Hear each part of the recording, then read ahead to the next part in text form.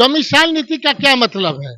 इनको डर क्या हो रहा है? डोमिसाइल नीति का मतलब है कि बिहार सरकार सक्षम है हर एक मामले में रोजी रोजगार नौकरी देने के लिए, और डोमिसाइल नीति लागू करने पर इनको डर है कि दूसरे राज्य के लोग जो है वो बाहर जाने में इनको दिक्कत होगी, क्योंकि मैंने एक कहावत है कि cut your coat according to the size of the cloth, एक है arrange to your cloth according to the size of the kine. जब आपके पास कमी है तब आप कपड़ा कहिएगा 2 मीटर लगेगा कि 1.5 मीटर लगेगा, लेकिन आप पैसे से परिपूर्ण है तो आप कहीं भी जाइएगा कहिएगा जो हमारा कपड़ा लगेगा थान से काट लो बना दो। तो यही है डोमिसाइल नीति। इन लोगों के मन में है कि डोमिसाइल नीति लागू करने से यहाँ के युवा, यहाँ की महिला, यहाँ सबों को रोजी रोजगार देना पड़ेगा। एक तरफ कह रहे हैं कि हमारा जो है जातिगत गणना के बाद 94,63,000 लोग 6,000 रुपए से कम इनकम है।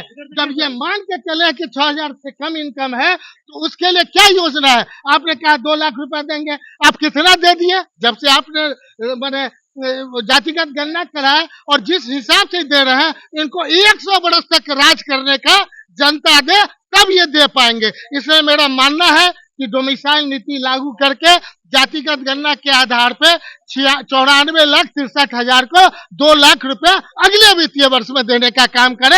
अन्यथा हर एक दवा पर लिखा हुआ है मैन्युफैक्चरिंग डेट और एक्सपायरी डेट, आपका भी एक्सपायरी जनता के द्वारा डिसाइड कर दिया गया है।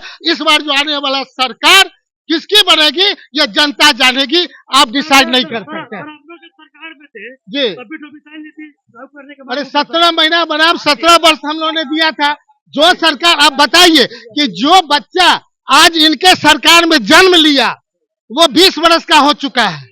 अब 20 वर्ष में आपने देखा होगा कि आज के बच्चे पढ़ाई लिखाई नौकरी खुद शादी विवाह में जातिगत भी टूट रहा है। जितने बच्चे हमारे बाहर पढ़ रहे हैं अब वो जाति जानते भी नहीं है, लेकिन इसके बावजूद भी आप माथा में दे रहे हैं। तो मेरा मानना है कि आप इन चीजों से बाहर निकले।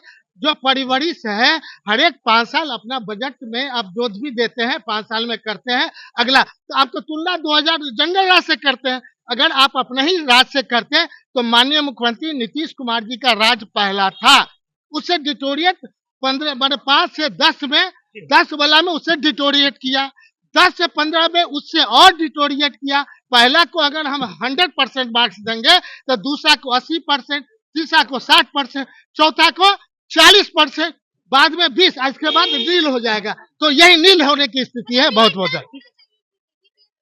वही तो कह रहे हैं। अब तो हमारे तेजस्वी जी ने कहा कि कोई पैसा भी भविष्य में नहीं ले सरकार, और एग्जाम तुरंत कराने का व्यवस्था करे ताकि वैसे लोग जो चिन्हित हैं उनको पुनः एक मौका मिले।